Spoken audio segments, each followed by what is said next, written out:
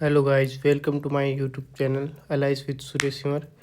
तो आज हम क्या करने वाले हैं, तो जो VMI कोटा है BLS 2 का, जो पेपर 2 कंडक्ट कराने वाली है 2 फरवरी 2026 को, उसी के बारे में अपन क्वेश्चन नहीं देख के थ्योरी देखेंगे।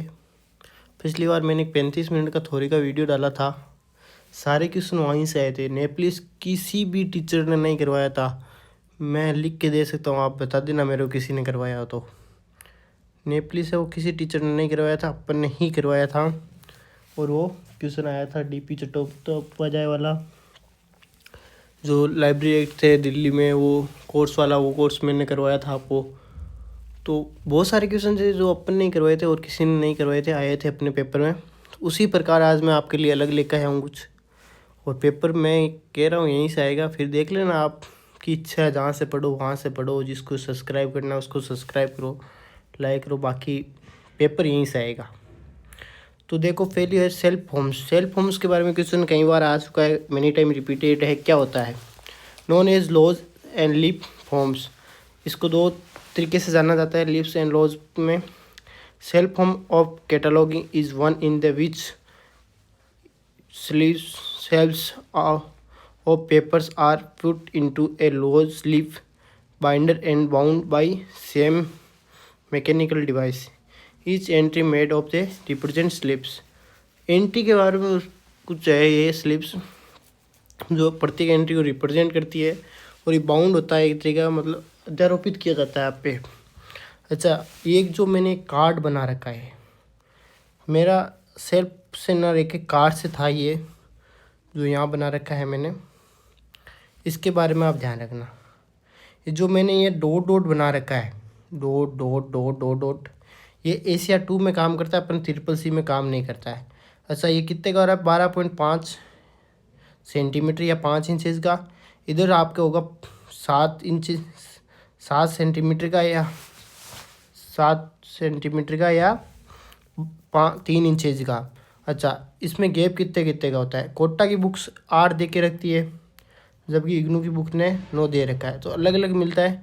ये आपको यहाँ से नहीं पूछेगा, वो साइज़ पूछ सकता है, इसकी मोटाई पूछ सकता है, 0.025 सेंटीमीटर होती है या 0.25 mm होती है। अच्छा, होल पूछ सकता है, कितना कितना होता है। अच्छा, ये एक अच्छा क्वेश्चन ये भी बन सकता है, ये कौन सी क्वालिटी का पेपर होता है? तो ये हाई क्वालिटी का पेपर होता है। कौन सी क्वालिटी का पेपर? हाई क्वालिटी का होता है, और थोड़ा कॉस्टली भी होता है। अच्छा, ठीक है। Most popular physical form in the forms are bibliographic element and every elements are represent on the one single card. हर प्रत्येक चीज़ को सिंगल कार्ड में लिखा जाता है, ये भी आपको क्वेश्चन पूछ सकता है। Also known as unit card, unit card के रूप में भी जाना जाता है इसको, लेकिन अपने को ये कार्ड वाला थोड़ा ध्यान रखना है। यहाँ से एक आधा क्वेश्चन पक्का आ सकता है, पहले भी पूछ सका है और भी पूछा जा सकता है। अच्छा, ऑथर कैटलॉगिंग क्या होती है? कोई ऑथर होता है, उसके नाम से आप एंट्री बनाते हो, और जैसे 2 लेखक हो गए, तो आप उसको किस हिसाब से बनाओगे? अल्फ़ाबेटिक ऑर्डर से। An author cataloguing of the entry of the document under author's name and arranging alphabetically. जो अल्फ़ाबेटिक ऑर्डर है उसमें बनाओगे ABCD से। और कैसे बनाओगे? ABCD से, ये होता है अल्फ़ाबेटिकल ऑर्डर। अच्छा, इसके अलावा आप क्या करोगे? जो प्रत्येक उत्तर है उसकी अलग अलग एंट्री भी बना सकते हो आप, ठीक है। इसमें आपको क्या करना होता है? 3 चीज़ें देनी लिखनी होती है आपको: ऑथर का नेम, टाइटल का नेम, और अगर उसका जो सूडो नेम भी है तो वो भी लिख सकते हो। They cataloguing together the titles of book of the same author and one place in the cataloguing. जो सेम ऑथर्स की बुक होती है उनको पास पास में रखा जाता है, एक ही सेल्फ में रखा जाता है, ताकि रीडर को आसानी से मिल सके। नेम कैटलॉगिंग क्या होती है? A name cataloguing is a word variation and the extension of the author cataloguing. जो ऑथर कैटलॉगिंग पढ़ी है अभी जस्ट ऊपर, उसी का विस्तार होती है ये, और कुछ नहीं है नेम कैटलॉगिंग में। इसके अलावा जो भी आपको यहाँ लिख रखा है ना, उससे आपको कोई मतलब नहीं है। नेम कैटलॉगिंग क्या होती है यही पूछेगा, इतना ही ध्यान रखो। अच्छा, टाइटल कैटलॉगिंग क्या होती है? The title of the document acquiring the leading section of the entry which are the arranging and the alphabetic order. इसको भी अल्फ़ाबेटिक ऑर्डर से ही रखते हैं, लेकिन जो टाइटल कैटलॉगिंग वो आप किससे बनाते हो ये पूछा जा सकता है। तो टाइटल पेज और उसका वर्सो पेज जो उसके पीछे छायांकित पृष्ठ पेज होता है उससे बनाई जा सकती है। वर्सो पेज को आप वो लिखो पीछे का पेज या छायांकित पेज हिंदी वालों के लिए। सब्जेक्ट कैटलॉगिंग क्या होती है? It is a list of the books in collection each entry under the name of the specific as a heading and entry bellowing arrange alphabetic लिखनी है लेकिन सब्जेक्ट के अकॉर्डिंग। जैसे फिजिक्स की बुक एक साइड रख दी, किसकी बुक? मैथ्स की बुक है, जैसे किसकी बुक है? मैथ्स की। तो आपने मैथमेटिक्स की सारी पुस्तकों एक साइड रख दिया। और मान लीजिए आपके पास साइंस की बुक है, किसकी बुक है? साइंस की। तो उनको एक साइड रख दिया, तो अलग अलग रख दिया, एक साइड ही रख दिया। अब कैसे रखोगे? मैथ वाली पहले आएगी, साइंस वाली आप पहले आएगी। ये तो आप अल्फ़ाबेटिक ऑर्डर से लगा सकते हो आप। ये नॉर्मली अपनी स्कूल लाइब्रेरी होती है उनमें होता है। अच्छा, इसके अलावा जो भी है ना, ये अगर आप एक्स्ट्रा चाहते हो तो बता दूं, वरना कोई ज़रूरी है नहीं, क्योंकि आपको क्वेश्चन पूछेगा सब्जेक्ट कैटलॉगिंग क्या होती है। अच्छा, उसके उद्देश्य और पूछ सकता है तो उसके लिए हो सकता survival book in the own and same subject will be brought together in the cataloguing. जो सेम सब्जेक्ट होते हैं उनको साथ में रखा जाता है। When there is a more than one book और one subject and the author of the books is taken to determine the alphabetical order. जैसे एक बुक के, जैसे कई बुक्स हैं उनके क्या होते हैं, सब्जेक्ट है या ऑथर है वो एक से अधिक होते हैं तो उनको अल्फ़ाबेटिकल ऑर्डर से रखा जाता है। फिर if authors name are common for the several books then the titles of the books in the takens in the account for arranging of the end. अगर एक से ज़्यादा, एक ही ऑथर की एक से ज़्यादा बुक्स है, कॉमन सर्वाइवल जैसे एक लेकर अलग अलग सब्जेक्ट में काम करता है, तो फिर आप ऑथर एंट्री नहीं बनाओगे, फिर आप टाइटल के नाम से यानी सब्जेक्ट के अनुसार एंट्री बनाओगे। डिक्शनरी कैटलॉगिंग क्या होता है? In which all the entries the author title subject series सब की एंट्री होती है।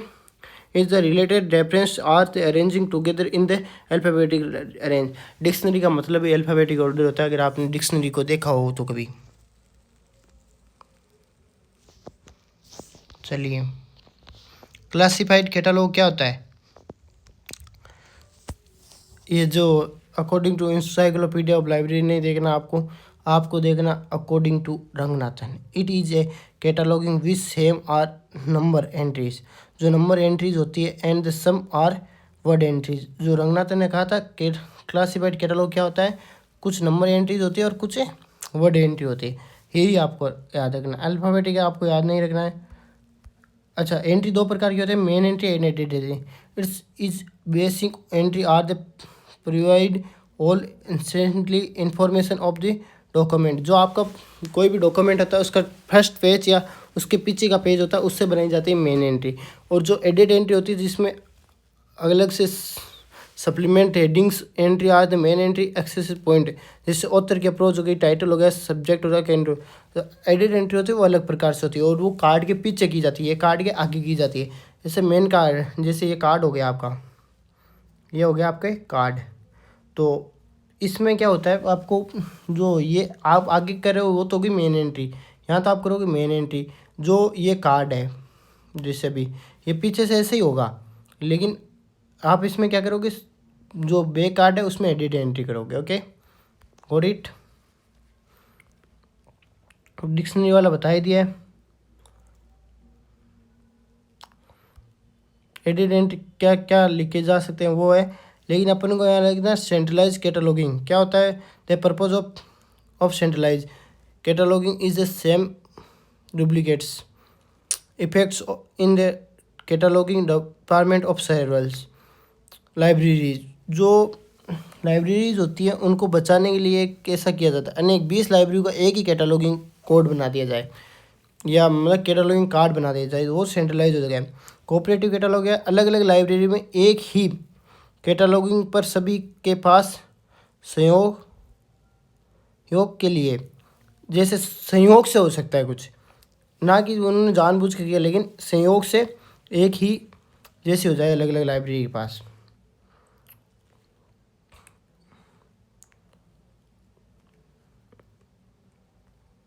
और यहाँ से आपको देखना है कैटलॉगिंग इन पब्लिश का देखना, cataloguing is a source given by the libraries of Congress in 1959 are receive in July 1971। आपको अगर CIP की डेट पूछे तो 1971 करके आनी है। अगर आपको इसका पूछ ले क्या होती है तो इस purpose of cataloguing publication programme is a service of the national library by cataloguing books in advance of publication. जो पब्लिकेशन करती है उनको क्या देती है, एडवाइस देती है ये। अच्छा, उनको बचाने के लिए नेशनल की जो लाइब्रेरी है उनको पब्लिशर सबमिट एप्लीकेटेड वाइवा एंड लॉसी पर पब्लिश बुक लिंक। जैसे पहले पब्लिशर से पहले ही क्या कर दिया जाता है, बुक को का कैटलॉगिंग बना दी जाती है, उसको CIP कहते हैं, कैटलॉगिंग इन पब्लिकेशन कहते हैं। इसके अलावा आपको यहाँ से कुछ नहीं पढ़ना। अच्छा, प्रीनेटल कैटलॉगिंग के बारे में कई बार आ सकता। अच्छा, पूछ लो आपको प्रीनेटल कैटलॉगिंग किसने डेवलप की थी? SR रंगनाथन ने। किसने की थी? SR रंगनाथन ने। क्या होती है? The idea of the cataloguing and the classification of the books prior to its release by the publisher. जो कहते हैं कि कोई भी जो पब्लिशर होता है वो अपनी बुक से पहले ही उसको रिलेटेड रिलीज कर देना ही जो प्रीनेटल कैटलॉगिंग होते हैं। Since the cataloguing is the be done before the delivery of for the sales use the purpose called is prenatal cataloguing. यानी जो CIP में अपने पढ़ा था वही सेम यहाँ होता है प्रीनेटल कैटलॉगिंग। लेकिन ये प्रीनेटल कैटलॉगिंग किसने दी थी? SR रंगनाथन। CIP किसने दी? लाइब्रेरी ऑफ कांग्रेस ने। इतना फर्क है, इसलिए अपन को तो चांस इसी के ज़्यादा रखते हैं कि प्रीनेटल का ही पूछेगा, इंडिया का ही पूछेगा। Prenatal technical work to be the undertake by the national central library of each country. जैसे हर कंट्री की होती है वो सेंट्रल लाइब्रेरी को वर्क करती है, ये जो नेशनल लाइब्रेरी है उसके अंतर्गत काम करती है। SR रंगनाथन ने प्री कैटलॉगिंग मुख्य पृष्ठ के पीछे कॉल नंबर लिखने की बात कही है, और ऐसा करने पर कंटेनिंग कैटलॉग का 69% पूरा हो जाएगा। ये कोई बात की थी रंगनाथन जी, वो लिखी हुई है, वो अपने आप इम्पोर्टेंट नहीं है। अच्छा, कोऑपरेटिव कैटलॉग क्या होता है? पहले भी बताया, इसको और समझते हैं। ए cooperative catalogue is a group of the independent library shares the catalogue. जैसे कुछ लाइब्रेरीज होती है जो पब्लिक लाइब्रेरीज, मान लीजिए वो इंडिपेंडेंट होती है गवर्नमेंट या किसी भी संस्थान से, वो उनका क्या होता है, वो अपने कैटलॉगिंग जो कार्ड्स होते हैं वो शेयरिंग कर लेते हैं, एक जैसे बना लेते हैं। जैसे सेम बुक है लाइब्रेरी में तो वो उनके सेम कैटलॉग बनाते हैं, यही है। अच्छा, यूनियन कैटलॉगिंग क्या होती है? It is A merge of the cooperative catalogue. जो कोऑपरेटिव कैटलॉग उसका ही एक मर्ज होता है। SR Ranganathan said that the list of the all the documents into 2 or more libraries giving the name of the all libraries work copies of the each document can be found। जैसे कि कोई आपके document है, उसके क्या 2 या 2 से अधिक लाइब्रेरी में है तो उनके सेम ही नाम दे दिया जाए या सेम ही कैटलॉगिंग कर दी जाए तो वो यूनियन कैटलॉगिंग हो जाएगी। जो कि अपने कोऑपरेटिव कैटलॉगिंग में पढ़ा है वही है। वो क्या थी? फ्रीडम लाइब्रेरीज के लिए थी, ये आप जानबूझकर कर रहे हो, इसलिए ये यूनियन हो गई, संस्थान हो गई है। Union cataloguing can be prepared locally, religion level, national level, international level, ये हर लेवल पे होती है।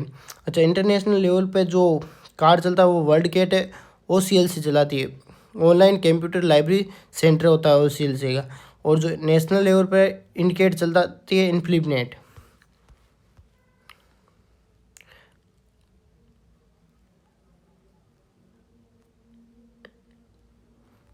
अच्छा, पहले आप यहाँ से देखो, जो कैनन होते हैं लाइब्रेरी के कैटलॉगिंग को कितने होते हैं? 9 कैनन होते हैं।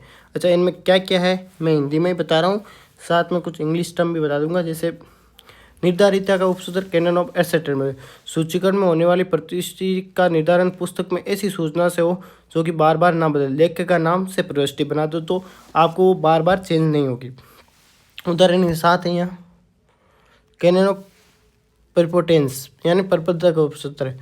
सूचीकरण के शीर्षक में उन शब्दों को काम में लिया जाता है जिनके बहुसंख्यक के हो तथा उनके बड़े अक्षरों को गहरी स्याही से लिख दिया जाता है। जब सूचीकरण करते हैं तो शीर्षक में उन शब्दों को काम में लिया जाता है बहुसंख्यक हो, जो बार बार रिपीटेड हो, उन अक्षर को बड़ी गहरी स्याही में लिख दिया जाता है, बोल्ड लेटर में लिख दिया जाता है। इंडिविजुअलाइजेशन क्या है? व्यक्तिकरण विशिष्टीकरण का उपसत्र क्या है? तो यह सूचीकरण में परिस्थितियों ऐसे शीर्षक का चयन किया जाना चाहिए जो विशिष्ट हो तथा एक ही वस्तु या सब्जेक्ट या टॉपिक को निर्देशित करता हो। 1964 में इसका नाम चेंज करके क्या कर दिया था? कैनन ऑफ प्रियोरिटी कर दिया था। अच्छा, कैनन ऑफ शॉर्ट हेडिंग क्या है? वांछित शीर्षक का उपसूत्र। 1950 में इसका का भी नाम चेंज कर दिया था, लेकिन अभी शायद शॉर्ट हेडिंग ही आता है आपके। ये 50 वाली आप लाइन काट देना यहाँ से, इस पे ध्यान मत देना आपको यहाँ से देखना है। सूची प्रविष्टि का शीर्षक का वही नाम है जो सर्वाधिक प्रसिद्ध हो तथा मांग एवं खोज पर आधारित हो। ऐसा मतलब किसी लेखक का उसी पे नाम पे बनाना जिससे आपको ज़्यादा से ज़्यादा कोशिश जाती है। जैसे प्रेमचंद की बुक है तो आपको ऐसे ही कहते हैं प्रेमचंद की बुक दो। ऐसा प्रेमचंद की एक बुक है गिल्ली डंडा, तो गिल्ली डंडे से पूछता है तो उसी नाम से आपको लेखक बनाना है। कॉन्टेक्स्ट पर्सन क्या होता है? सूची में प्रविष्टि पुस्तक की सूचनाएं समय के अनुरूप होनी चाहिए, समय के अनुरूप होनी चाहिए। मतलब कॉन्टेक्स्ट पर्सन है, मतलब समय के अनुसार होते हैं, जैसे समय चेंज होता है वैसे वैसे सूचना भी चेंज होनी चाहिए। कैनन ऑफ परमानेंस स्थायित्व का सिद्धांत। स्थायित्व सूचना प्रविष्टि में चयन गया अर्थात जो समय समय पर ना बदले, वो इंडिविजुअलाइज वो हो गई उसकी तरह, ऐसे ट्रेनेबिलिटी की तरह हो गया, जैसे बार बार ना बदले, निर्धारित रहे। और करेंसी का मतलब है प्रचलित शब्दों का उपयोग करना, ना कि पुराने चल में। जैसे कि पुराने चल में शब्द चलता हाजा। अच्छा, हाजा किसके लिए चलता था? ऑफिस के लिए। किसके लिए चलता? ऑफिस के लिए।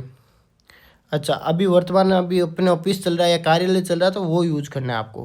कैनन ऑफ कॉन्टेक्स्ट एकरूपता या संगति का नियम। सूची संहिता में नियम में ऐसी व्यवस्था हो जिसमें अनेक प्रविष्टियों के समान एक ही रूप में हो। कैनन ऑफ रिकॉल वैल्यू प्रविष्टि में ऐसे शब्दों अथवा समूह का प्रयोग किया जाए जो बार बार ना बदले, समान रहे, आसानी से याद किए जा सकते हैं, सब मतलब पुनः दोहराए जा सकते हैं।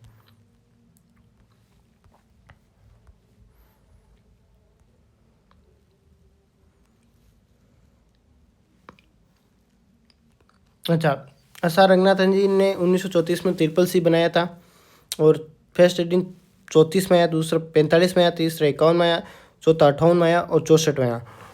ठीक है, ये आपको याद रखने हैं।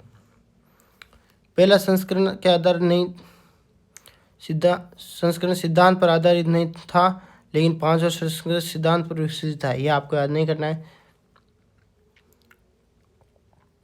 तो अच्छा, जो प्रिंसिपल थे वो तो कितने दिए थे? 6, और कैनन थे वो कितने दिए थे? 9। किस में दिए थे? ये कैटलॉगिंग में। अच्छा, बात करें अपन क्लासिफिकेशन की, तो क्लासिफिकेशन में कितने दिए थे प्रिंसिपल? तो 5, और प्रिंसिपल कितने दिए थे? 5। कैनल कितने दिए थे? 43। ये चीज़ आपको थोड़ी याद होनी चाहिए। यहाँ से इतना ही था। अच्छा, ये प्रिंसिपल आ गया ना, जो इंटरप्रिटेशन अर्थ निर्णय का। सूचीकरण में किसी भी समस्या के सूची संहिता का आधार माना जाएगा। जो सूची संहिता है ना, उसी को आधार माना जाएगा। इंटरप्रिटेशन ये कहता है। निष्पादन का सिद्धांत क्या कहता है? ग्रंथ में 2 या 2 से अधिक लेखक हो तो उनको समान महत्व दिया जाएगा। इंटरप्रिटेशन क्या कहता है? निष्पत्ता का सिद्धांत क्या कहता है? दोनों लेखक हो तो दोनों को समान महत्व दिया जाएगा, यानी एंड लगा के लिखा जाएगा। प्रिंसिपल ऑफ परमानेंस मितव्ययता का सिद्धांत। प्रविष्टि में कम हुए उपयोगी शब्दों को प्राथमिक हो जिनका मेन एंट्री या आइडेंटिटी से संबंधित ना हो। जो प्राथमिक शब्द है उनको हटा दिया जाता है। सिमेट्री क्या कहता है? सममितीय समरूपता का सिद्धांत। निष्पत्ता के सिद्धांत के अनुरूप यह सिद्धांत 2 लेखकों की प्रविष्टि के उस क्रम में महत्व देना की बात करता है जिस क्रम में उसका ग्रंथ में लिखा हो। जैसे 2 लेखक हैं, मान लीजिए राम एंड श्याम, जैसे बुक में भी राम एंड श्याम लिखा तो आप प्रविष्टि में भी राम एंड श्याम ही लिखोगे। प्रिंसिपल ऑफ ऑस्मोसिस परिसंचरण का सिद्धांत। नवीन ग्रंथों को वर्गीकरण और सूचीकरण नवीन पद्धति के अनुसार होना है। जैसे क्लासिफिकेशन स्कीम चेंज होती है वैसे वैसे आपको चेंज होते रहना है। पुराने ग्रंथों को पुनः सूचीकरण एवं वर्गीकरण करना, री क्लासिफिकेशन एंड री कैटलॉगिंग करना। जो उपयोग में नहीं आ रही है उसे सूची से हटा देना, जो काम में नहीं आ रही उनको सूची से हटा देना। प्रिंसिपल ऑफ लोकल वेरिएशन क्या कहता है कि प्रविष्टि में ऐसे शब्दों का चयन करना जो स्थान के आधारित पर काम ना करना चाहिए, स्थान पर पर करना चाहिए। जैसे लोकल वेरिएशन का मतलब हो गया कि आपको ट्रांसलेशन करना है, ट्रांसलेशन करके ही शब्दों को लिखना है। किस में लिखना है आपको? कार्ड में, कैटलॉगिंग कार्ड में आप ट्रांसलेशन करोगे, फिर आप उसमें लिखोगे। एक चीज़ मैं आपको और बता देता हूँ पीछे से थोड़ी, जो मैं वहाँ छोड़ के आ गया था कि भाई 1938 में थ्योरी ऑफ लाइब्रेरी कैटलॉगिंग में 6 कैनन आए थे। 1955 में हेडिंग ऑफ कैनन में से 2 कैनन आए थे। 1964 में library science with cell document में 1 उपसूत्र आया था। ये जो 9 उपसूत्र पढ़े थे ना अपने कैटलॉगिंग, वो थे। अच्छा, यहाँ तक हो गया अपना, ये भी हो गया। चेन प्रोसीजर किसने दिया था? आसार रंगनाथन है। ये मुख्य रूप से कॉल नंबर पर कार्य करता है। कॉल नंबर क्या होता है? सीबीसी होता है, आपको मैंने बता रखा है पहले से। अच्छा ठीक है, इसके बाद चलते हैं प्रोसीड प्रक्रिया के माध्यम से किसी भी क्लास नंबर को बेसिक लैंग्वेज में ट्रांसलेट किया जाता है। इसका प्रतिपादन 1938 में कब किया था? 1938 में पूछा जा सकता है। अच्छा, सब्जेक्ट जो sales list of subject heading है उसका कब किया था? आप कमेंट में बता देना। 2 मिनट का टाइम है, अब मैं ही बता देता हूँ। हो गया इतने में, आप इस वीडियो को रोक के उसमें लिख सकते हो 1923 में दिया था। क्वेश्चन पूछ सकता है। श्रेष्ठ लिस्ट ऑफ सब्जी का आपकी कोटाई बुक में दे रखा है, मैंने देख लिया है, फिर ही आपको मैंने क्वेश्चन पूछा है। डॉक्टर एस आर रंगनाथन के द्वारा अपनी पुस्तक थ्योरी ऑफ लाइब्रेरी कैटलॉग में दिया गया था। लिस्ट लेटेस्ट एडिशन, ये आपको पॉपजी वाला आपको याद नहीं करना है। अच्छा, कितने प्रकार के होते हैं चेन प्रोसीजर? 4 प्रकार के होते हैं। सीसी में चेन प्रोसीजर को फॉलो किया गया है, क्लास नंबर बनाने के लिए किया गया है। अच्छा, शॉर्ट लिंक क्या होता है? जिस क्लास नंबर में पाठक ने पुस्तक मांगने की 100% संभावना अधिक हो अधिक है, नहीं शॉर्ट लिंक कहलाता है। क्लास नंबर जिसमें डिजिट से क्लास या सब क्लास का पता चल जाए। जैसे कि आपको मैंने बोला फिजिकल साइंस, क्या बोल दिया? फिजिकल साइंस, फिजिक्स बोल दिया, तो आपको पता चल रहा है कि किस क्लास की बात हो रही है। तो ये हो गया शॉर्ट लिंक। जिस क्लास में पाठक को पुस्तक मांगने की संभावना 0% होती है, इसे अनशॉर्ट लिंक कहते हैं। सब्जेक्ट सब का पता नहीं चलता है, जो क्लास है उसका और सब क्लास का पता नहीं चलता है। फॉल्स लिंक सिंबल और एंड होना चाहिए, जो सिंबल होता है एंड में उसी को शॉर्ट लिंक बोल दिया जाता है। अच्छा, मिसिंग लिंक क्या होता है? बुक नंबर में किसी भी अंक अथवा अंक का समूह का समाप्त होने वाली कड़ी, उसे मिस लिंक कहते हैं। जिसमें सब्जेक्ट का पता ही ना चले, जिसमें सब्जेक्ट का पता ही नहीं चले उसको मिसिंग लिंक कहते हैं। जिसमें सब्जेक्ट का पता चले उसको शॉर्ट लिंक कहते हैं। जिससे सब्जेक्ट से कम रिलीवेंस हो, मतलब सब्जेक्ट से रिलीवेंस ना होकर उसके सब क्लास से रिलीवेंस हो, उसे अनशॉर्ट लिंक कहते हैं। जिसमें फॉल्स लिंक, जिसमें सिंबल्स होते हैं उसे फॉल्स लिंक कहते हैं।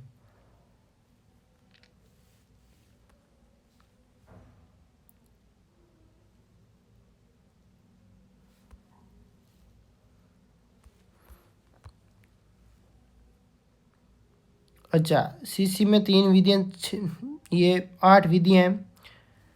Alphabetical device, geographical device, forward device, mnemonics device, geographical device, phase device, subject device और सुपर इम्पोजिशन डिवाइस। अल्फ़ाबेटिकल में क्या होता है? आप किसी को भी, आप जो अल्फ़ाबेटिकल ऑर्डर होता है उन्हीं के नाम से लिखते हो। जिससे इस विधि में किसी वस्तु, सत्ता या तत्व के वर्ण का नाम प्रथम अक्षर को प्रथम 2 अक्षर तथा प्रथम 3 अक्षर का प्रयोग करते हैं। इसमें प्रथम 2 अक्षर या 3 अक्षर का प्रयोग करते हैं, ये बात एक अलग है। नवीन एकल बनाया जाता है, वर्गांक में जोड़ा दिया जाता है। अल्फ़ाबेटिकल ऑर्डर से बनाते हैं, इसमें इतना ही ध्यान रखना। जैसे कि चाय है, तो चाय का सीसी में नंबर होता है J51। और ब्रुक है, तो ब्रुक भी एक क्या है? चाय है, तो ब्रुक चाय है, तो इसको अलग देने के लिए बी लिख दिया इसके आगे। और डीडीसी में ही सेम किया है अपने, लेकिन यहाँ बी गलत लिख रखा है डीडीसी में, यहाँ आप नंबर ही लिखोगे। और जो लिप्टन चाय है, लाल घोड़ा चाय है, 2 नाम सेम आ गए, तो आप उसमें एक में लाल घोड़ा लिख दोगे और एक में लिप्टन में अल लिख दोगे, जैसे अलग अलग लिख दोगे। क्रोनोलॉजिकल डिवाइस क्या होती है? कालक्रम विधि। इस विधि में कालक्रम विशेषता के आधार पर नवीन एकलों का निर्माण करने में वर्गों के साथ जोड़ दिया जाता है। जो कालक्रम है उसके अनुसार जिसमें शताब्दी, दशक या वर्ष के एकल का प्रयोग किया जाता है। किसी भी योजक चिन्ह का प्रयोग नहीं होता है। किसी भी योजक चिन्ह का प्रयोग नहीं होता है क्रोनोलॉजी। इस विधि में अंतर्गत शताब्दी हेतु प्रथम अक्षर, दशक हेतु द्वितीय अक्षर और वर्ष हेतु 3 अक्षर का प्रयोग किया जाता है। ये बहुत इंपॉर्टेंट बात है, इसको अपन उदाहरण के अकॉर्डिंग समझते हैं। जैसे DDC 1876 में है, तो यहाँ लिख रखा है M76। तो ये M में पहला अक्षर किसके लिए? शताब्दी के लिए। 76 दशक के लिए, 7 दशक के लिए, 6 वर्ष के लिए, ये हो गया 76। इसी प्रकार इसी जो क्लासिफिकेशन है उसको 1891 में तो M91 लिख रखा है।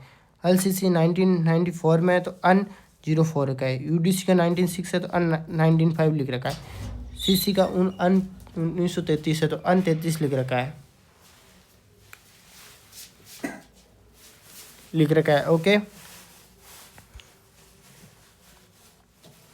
अगर यहाँ योजक चिन्ह आ जाता, क्या आ जाता है? योजक चिन्ह। यहाँ अगर मैं इन्वर्टेड कोमा लगा दूँ, सिंगल इन्वर्टेड कोमा लगा दूँ, तो ये क्या हो जाएगा? टाइम आइसोलेट हो जाएगा, फिर ये क्रोनोलॉजिकल डिवाइस नहीं रहेगी। अगर ये सीधा ही आ रहा है 51 के बाद, तो ये आप ऐसा मत समझना है गलत है, ये सही है, लेकिन ये किस में आ रहा है? क्रोनोलॉजिकल डिवाइस में आ रहा है। अच्छा, फॉरवर्ड कैटेगरी डिवाइस क्या होते हैं? इस विधि में प्रयोग में विषय प्रकाशित प्रलेखों उनके हास्य क्रम में लिखते हैं, मतलब घटते हुए क्रम में लिखते हैं के अनुसार व्यवस्थित किया जाता है, जिसमें प्रथम स्थान पर 1 अंक, द्वितीय स्थान पर 2 अंक, तृतीय स्थान पर 3 अंक दिया जाता है। जैसे सीड कॉप है तो 38 आ गया, राइस है तो फर्स्ट आ गया, वीट है तो सेकंड आ गया, ओट्स है तो थर्ड आ गया। फलों वाले पौधे जैसे सेव है तो 51 आ गया, नारंगी है तो 52 आ गया। ऐसे हास्य क्रम में लिखते हैं। DDC का प्रयोग नहीं होता है इसमें। निमोनिक्स डिवाइस क्या होती है? इस प्रकार की विधियों में अनेक विधियां एक ही प्रकार के एकलों में प्रयोग की जाती है, जिसमें एकल सारणी का प्रयोग किया जाता है। बिब्लियोग्राफिक इन फोनेटिक्स, तो यहाँ ए लिख रखा है ना, तो वो बिब्लियोग्राफी के लिए।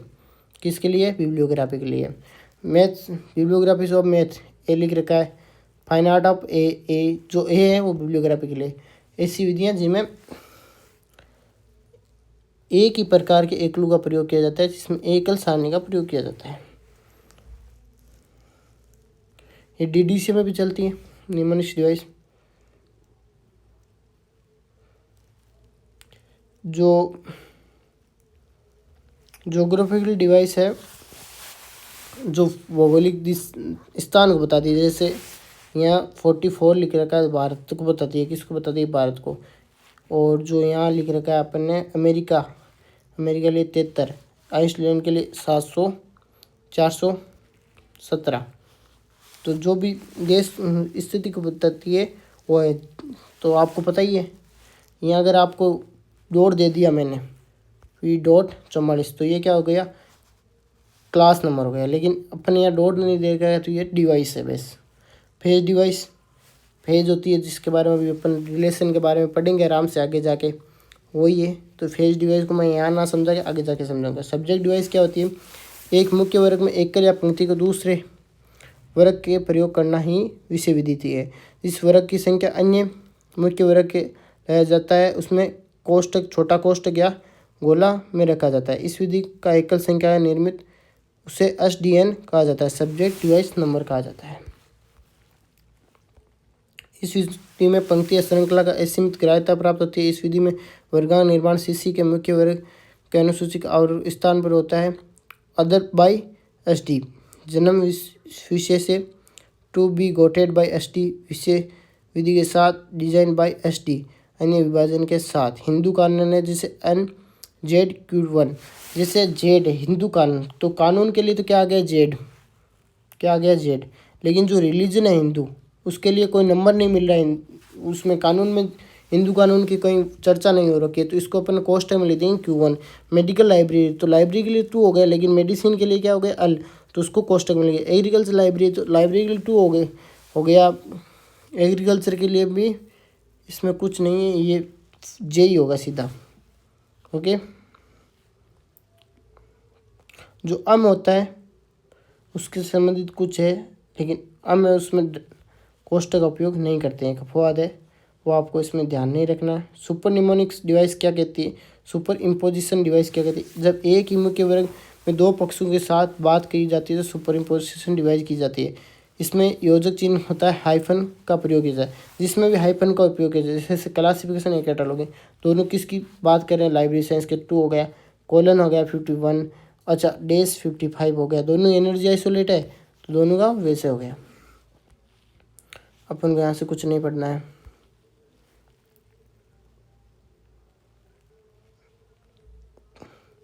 यहाँ से आपको याद करना है, मिश्रित अंकन में सीसी में 74 सिंबल्स का प्रयोग होता है।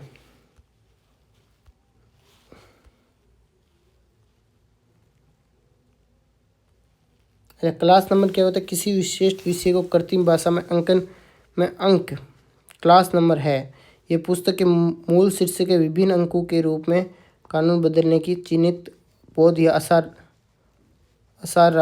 के पक्ष सूत्र से तैयार किया जाता है, फेसेट फॉर्मूला से तैयार किया जाता है। जो बुक है सीसी असार रंगनाथन की कौन सी बुक है सीसी, उसमें क्या दे रखे हैं, फेसेट फॉर्मूला दे रखे हैं। कौन से फेसेट फॉर्मूला दे रखे हैं, उनसे किया जाता है। बुक नंबर क्या हो गए, विषय के समान पुस्तकों तथा समान वर्गांक के पुस्तकों के लिए दिए जाने वाले अंक पुस्तकांक विषय से ये कहलाते हैं। ये जो पुस्तक है ना, इसके लिए एक सूत्र चलता है लाइफ या VCCR। जो लाइफ है उसके लिए लैंग्वेज होता है, अप के लिए फॉर्म होता है, अप वाई के लिए ईयर होता है, ए के लिए एक्सेशन होता है, वी के लिए वॉल्यूम होता है, एस के लिए सप्लीमेंट होता है, सी के लिए कॉपी होता है, और CR के लिए क्रिटिकिज्म होता है, या इसके लिए EDC में भी मिल सकता है आपको। ओके, इसकी बात अपन आगे करेंगे। और अभी कलेक्शन नंबर क्या होता है, पुस्तक के जो ये मैं बता रहा हूँ आप कॉल नंबर से बता रहा हूँ। जैसे इसका PDF मैंने आगे डाल रखा है शायद, तो अभी मैं दिखा दूँगा आपको। पहले यहाँ से देख लेते हैं अपन। पुस्तक और पुस्तकालय भौतिक स्वरूप आधार या आकार के आधार को पुस्तकालय सेवा में आधार के निर्मित संग्रह को दिया जाने वाला अंक संग्रह कहलाता है। रंगनाथन के अनुसार संग्रह एक ऐसी प्रतीक है जो ग्रंथांक के स्थान विशिष्ट संग्रह को सूचित करता है। जो जैसे मैंने आपको पहले भी एक बार बताया, जैसे 255 है, यह आपने रीडिंग रूम लिख दिया ऊपर, तो ये आपके कलेक्शन नंबर बता रही है, आपको रीडिंग रूम में मिलेगी। वहाँ जाके आप ढूंढिए, जो अपने कार्ड है उसमें लिख रखा है, तो वहाँ से आपको आसानी से मिल सकती है बुक। अगर किसी भी जैसे लघु आकार की पुस्तकें हैं तो उसमें किसी भी क्लास नंबर के अंडरलाइन कर रखी हो तो क्या होगा, लघु आकार यानी छोटे आकार की पुस्तकें होंगी। अगर ऊपर लाइन कर रखी हो तो बड़ी होगी। अगर अब नॉर्मल अगर ऊपर और नीचे दोनों कर रखी हो तो असामान्य पुस्तक होगी। अगर वन आउट जीवस्था कटी फटी या ग्रंथांक कटी खराब हुई या फाटोड़ी किताब, आपने मारवाड़ी में कहते हैं फाटोड़ी किताब है तो भी घोड़ो कर दियो तो वह कटी फटी किताब है। अच्छा, इसके लिए और क्या क्या होता है, जैसे RR मैंने आपको पहले से बता रखा है। जैसे वाचनालय में इसमें पुस्तक के ग्रंथांक RR लिख दिया, जैसे N3 RR लिख रखा है, अगर आपको दिख रहा हो तो N3 RR लिख दिया तो रीडिंग रूम में मिलेगी। अच्छा, आपने यहाँ PC लिख दिया तो यहाँ पर क्या पीरियोडिकल कलेक्शन में मिलेगी आपको। अच्छा, यहाँ पर रियल बुक है, दुर्लभ पुस्तक है, तो RB लिख दिया आपने तो रियल पुस्तकालय मिलेगी। NTC पाठ्य जो टीचिंग टेक्स्ट कॉन्टेक्स्ट है उसमें मिलेगी, या टीचिंग कॉन्टेक्स्ट में मिलेगी। रसायन में आपने ED लिख दिया, 80 सेकेंडरी बुक में लिख दिया, CD फिजिकल डिपार्टमेंट में लिख दिया आपने। कॉमन आइसोलेट क्या होते हैं, इसके बारे में आप पूछे। ऐसा विभाजन जो समय पूरक विषय के संकलन से किया जा सकता है, इससे वर्गांक एक ही प्रकार के सामान्य अंक होते हैं। कॉमन आइसोलेट दो प्रकार के होते हैं, ACI और PCI, anteriorising common isolate and posteriorising common isolate. कई बार क्वेश्चन पूछा गया, इसलिए मैं यहाँ से क्वेश्चन रहे, आपको ज़्यादा नहीं पढ़ना है, सिर्फ एक तो फुल फॉर्म याद करनी, एंटीरियराइज कॉमन आइसोलेट, पोस्टीरियराइज कॉमन आइसोलेट। योजक चिन्ह के बिना किसी वर्ग के स्थान पर, जैसे योजक चिन्ह के बिना किसी वर्ग के स्थान पर जोड़ दिया जाता तो एकल पूर्ववर्ती सामान्य एकल किया जाता है। इनके वर्गांक में उनका प्रयोग होता है, इनके वर्गांक में इनका प्रयोग होता है। इसके भी 3 प्रकार के, आपको इतना नहीं याद रखना, इतने याद रखना, और आप पढ़ सकते हो तो पढ़ लो देख के। और पीसीआई क्या होता है, इस योजक चिन्ह के साथ प्रयोग किया जाता है। पीसीआई उसको योजक चिन्ह के साथ प्रयोग किया जाता है, एंटीडिविजल्स को बिना योजक चिन्ह के प्रयोग किया जाता है। जिस वर्गांक में इनका प्रयोग होता है उस वर्गांक में उनके स्थान के बाद होता है, उस स्थान के बाद होता है, ये स्थान के पहले बीच में होते हैं। अन्य वर्गांक पहले होते हैं, ये बाद में होते हैं, इसमें यही फर्क है। इसके 2 प्रकार होते हैं, वो भी देख लेना। अपूर्वा सिद्धांत अपन ने पहले ही बुक्स का अरेंजमेंट के बारे में पढ़ लिया था, वापस यहाँ से पूछ सकता है। क्रमांक संख्या क्या होती है, इसके लिए कॉल नंबर क्या होते हैं। क्रमांक संख्या पुस्तकालय में पुस्तक की व्यक्तिगत पहचान होती है। हर पुस्तक का यूनिक कॉल नंबर होता है। कॉल नंबर पुस्तकालय में पुस्तक का स्थान निर्धारित करता है। रंगनाथन जी के अनुसार क्रमांक संख्या वह संख्या है जो पुस्तकालय में एक पर लेकर अन्य प्रलेखों के मध्य सूची में किसी विशिष्ट या अन्य प्रविष्टियों के मध्य सापेक्ष स्थान का निर्धारण करती है। क्रमांक संख्या के 3 तत्व होते हैं, क्लास नंबर, बुक नंबर और कलेक्शन नंबर। सीबीसी आपको बता ही रखा है। इसको 2 तरीके से लिख सकते हैं, हॉरिजॉन्टल एंड वर्टिकल। वर्टिकल का मतलब क्या होता है, हॉरिजॉन्टल का मतलब क्या होता है, मैं आपको ये भी दिखा देता हूँ।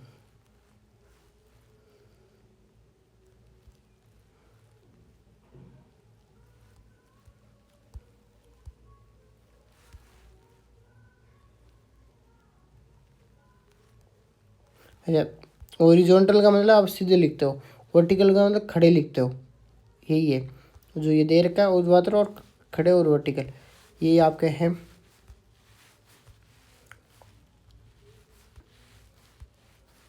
अब आगे चलते हैं अपन। अच्छा, दिशा संबंध, फेज रिलेशन बताना आपको, यहाँ से क्वेश्चन आएगा, 100% आएगा। दिशा संबंध में 3 स्तर होते हैं, 5 प्रकार होते हैं, जिन्हें कुल 15 दिशा संबंधों में होता है। लेकिन 7वें एडिशन में एक नया प्रकार जोड़ दिया गया था, जिसमें 3 स्तर होते हैं और 6 प्रकार होते हैं। लेकिन अपन 7वें 6ठे तक ही पढ़ना है। क्या क्या होता है, जनरल होता है, बाइस होता है, कंपेरिजन होता है, डिफरेंस होता है, टूल होता है, इन्फ्लुएंस होता है। लेकिन अपन को ये 5वां काट देना है यहाँ से, तो मैं यहाँ आपको 5वां नहीं पढ़ाऊँगा, यहाँ पूरे कोई 5वें को भूल जाओ। अब आपको कितने हो रहे हैं, 5 हो रहे हैं। जनरल हो रहा है, 22 हो रहा है, कंपेरिजन हो रहा है, डिफरेंस हो रहा है, इन्फ्लुएंस हो रहा है। तो A B C D यहाँ तक कोई दिक्कत आ नहीं रही। इन्फ्लुएंस में G हो जाएगा। इंटरफेसेट में क्या हो जाएगा, J K L नहीं आएगा, फिर M N आएगा, फिर R आएगा, T U V W और Y। ये आप याद कर लोगे इसे। अच्छा, जनरल में क्या होता है, जनरल में जैसे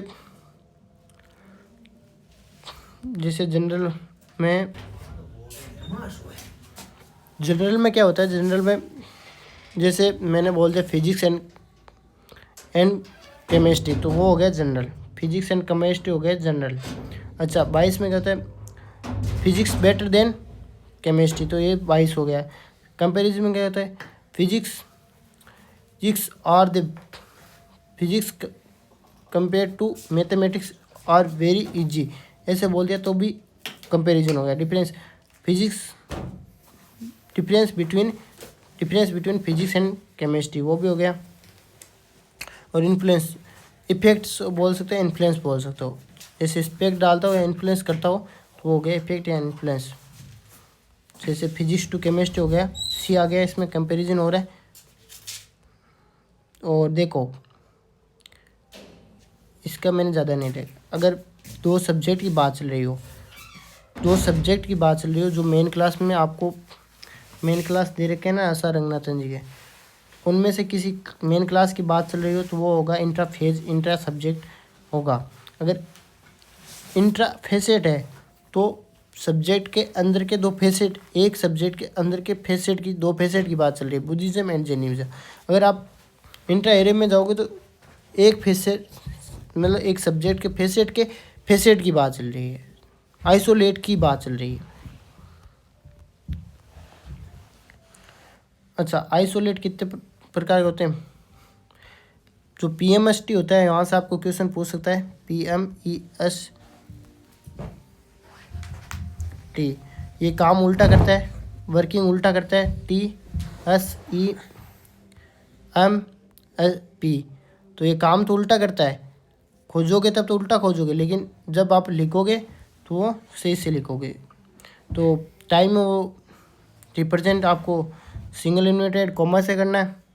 और कैसे कर रखा है ये उदाहरण दे रखे हैं। एक तो निश्चित समय होता है, एक मानसूनी समय होता है। T1 होता है निश्चित समय, T2 होता है फ्यूचर टाइम।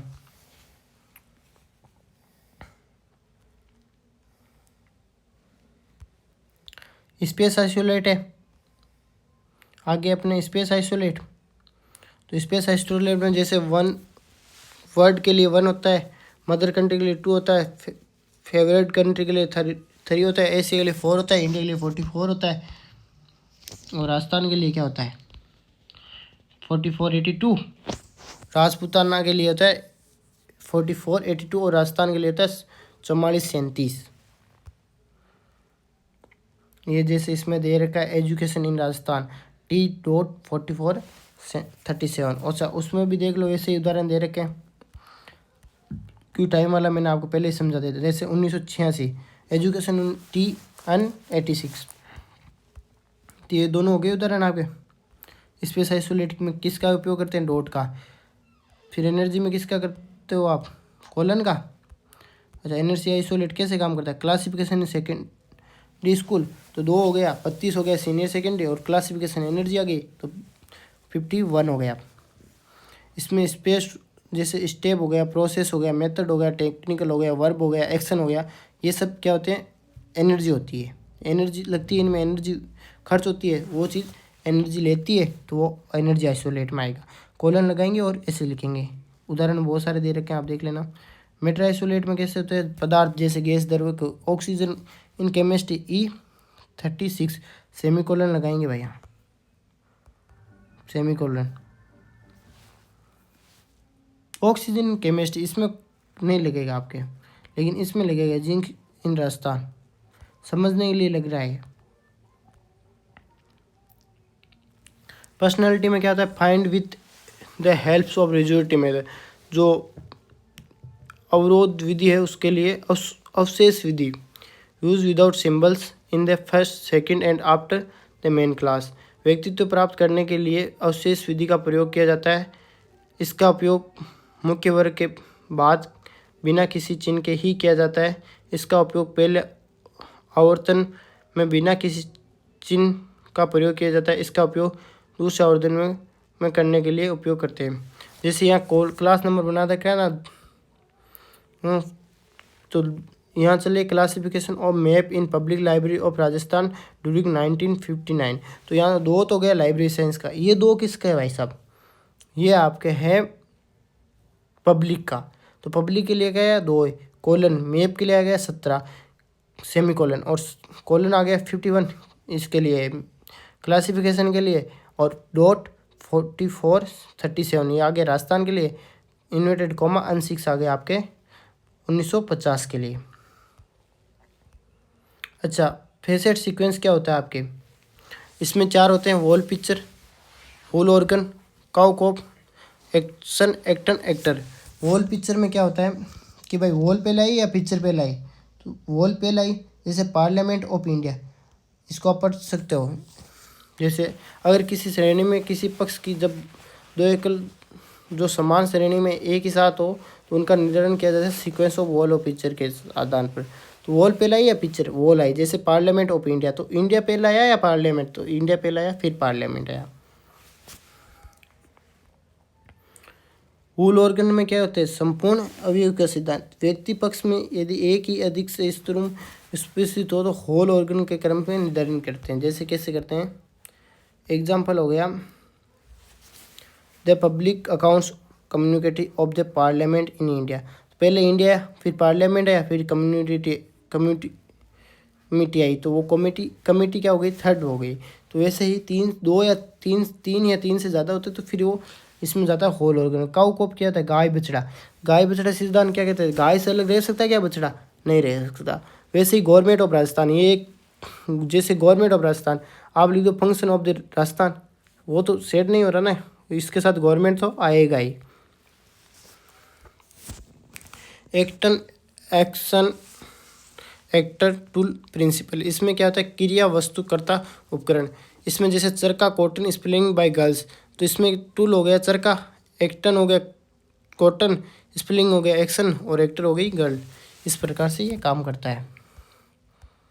यहाँ से आपको देखना लाइव या VCCR। तो जो language, form, year, action, volume, supplement, copy और क्रिटिसिज्म, ये जो बुक फॉर्मूला है वो आपको याद रखना है।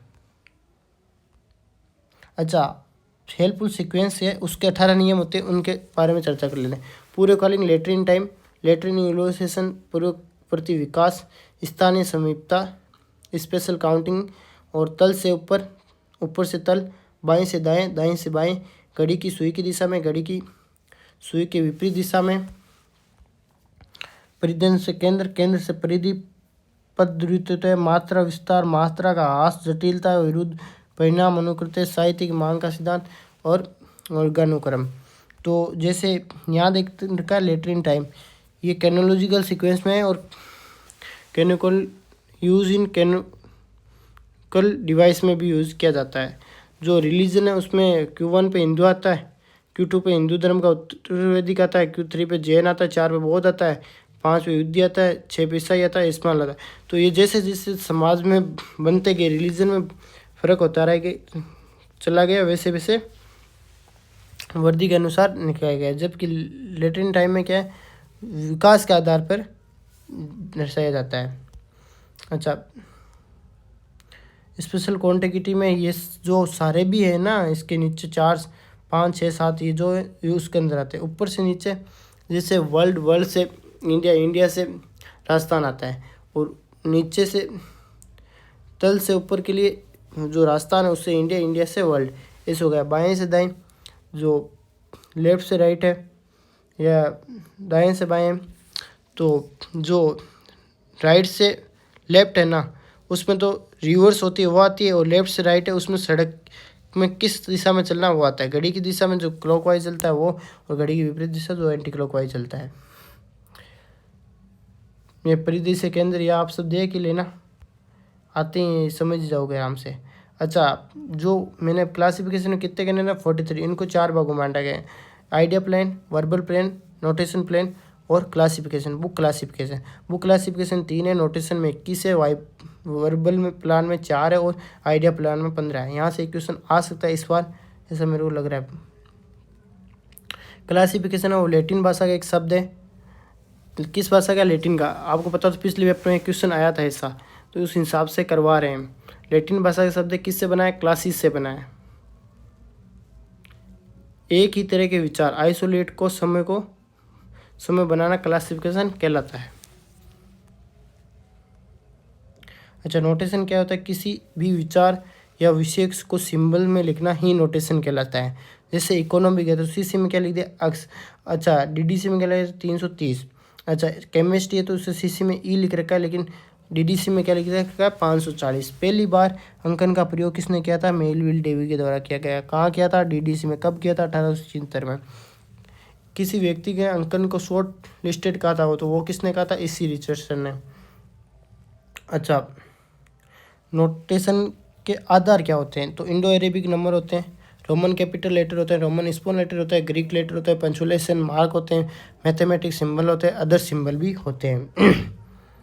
अच्छा, प्योर नोटेशन और मिक्स नोटेशन 2 प्रकार होते हैं। प्योर नोटेशन में DDC RIC आता है और मिक्स नोटेशन में CC आता है। प्योर नोटेशन क्या होता है? जब अंकन में एक ही तरह के अंकन का आधार का प्रयोग किया जाता है तो वो प्योर अंकन है, और जब एक से ज़्यादा अंकन का प्रयोग किया जाता है, जैसे ये रोमन कैपिटल और रोमन स्मॉल या नंबर्स का तीन कैटेगरी एक साथ प्रयोग कर लिया, तो वो मिक्स हो जाएगा। और एक रंगनाथन जी एक बात भी कही थी कि मिक्स नोटेशन है वो प्योर नोटेशन का एक हल है। अच्छा, अंकन के गुण क्या होते हैं? सरलता होनी चाहिए, संक्षिप्तता होनी चाहिए, स्पर्शशीलता होती है, सापेक्षता होती है, संश्लेषणात्मक होना चाहिए, ग्राह्यता, अभिव्यंजनात्मक होता है, सिंपलिसिटी होती है, ब्रेविटी होती है, निमोनिक्स होते हैं, रिलीवेंस होते हैं, सिनॉप्सिस होते हैं, हॉस्पिटलिटी, मतलब सरल होने चाहिए, संक्षिप्त मतलब छोटे होने चाहिए, निमोनिक्स मतलब आसानी से याद किया जा सकता है, रिलीवेंस यानी कुछ संबंधित होने चाहिए, संश्लेषणात्मक मतलब समझाने के लिए आसानी से समझ सकते हैं, ग्राह्यता मतलब आसानी से उसको अर्जित किया जा सकता है। और भी इसकी बहुत सारी फुल फॉर्म जो क्वालिटीज़ है वो है जैसे easy to write, speed of writing, pronounceable, easy to pronunciation, आप आसानी से इसे बोल सकते हैं। इजी टू रिमेम्बर हो सकता है, फ्लेक्सिबल लचीलापन होना चाहिए, जो आसानी से समझा जा सकता है, याद किया जा सकता है, वो होना चाहिए। Systematic of should be possible, और splitted be accommodate new classes array in chain. Expressive होना चाहिए, यूनिकनेस होनी चाहिए या रिलेटिवनेस होनी चाहिए। निमोनिक्स है वो किस भाषा का शब्द है? ग्रीक भाषा का है। इसका मीनिंग आता है टू रिमेंबर या एड ऑफ मेमोरी। निमोनिक्स के कितने प्रकार होते हैं? Alphabetic mnemonics, schedule mnemonics, system mnemonics और सेमिनल निमोनिक्स। यहाँ से क्वेश्चन पूछा जा सकता है, इसलिए मैंने ये पहना है। Alphabetic known as verbal mnemonics भी कहते हैं। Represent a class by one और more letters, generally maximum 3 letters name. जैसे फिजिक्स का PHY लिख दिया, फिजियोलॉजी का साइकोलॉजी का कैसे लिख दिया, PS लिख दिया। One alphabet is use, only alphabet ही यूज में लिए जाते हैं। शेड्यूल निमोनिक्स क्या होता है? Can be defined systematic list of this discussion table और part of the schedules, list of the schedule precedence space isolate table. जैसे इंडिया का 44 हो गया, राजस्थान का 44 से 43 हो गया, वर्ड का 1 हो गया, तो ये शेड्यूल निमोनिक्स है। सिस्टमेटिक निमोनिक्स क्या होते हैं? Represent the sequence of isolate array, एक एरे में ही रिप्रेजेंट करते हैं। और that the means of the list arranging according the same rules later in time में जो अपन ने पढ़ा था हेल्पफुल सीक्वेंस है, उसी के अनुसार ये काम करता है। जैसे L system by the CD, तो सिस्टम बाय CD से है, तो क्रोनोलॉजिकल ऑर्डर क्रोनोलॉजिकल डिवाइस से है ये। आयुर्वेदा हो गया B का, सिद्धा हो गया C का, LD का हो गया यूनानी, अल का हो गया होम्योपैथिक, अल का हो गया न्यूरोपैथी। सेमिनल निमोनिक्स क्या होते हैं? ये 8 तक जो हर क्लास में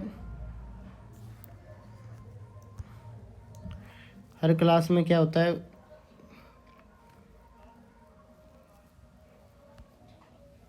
हर क्लास में इसको आसानी से उपयोग में लिया जा सकता है।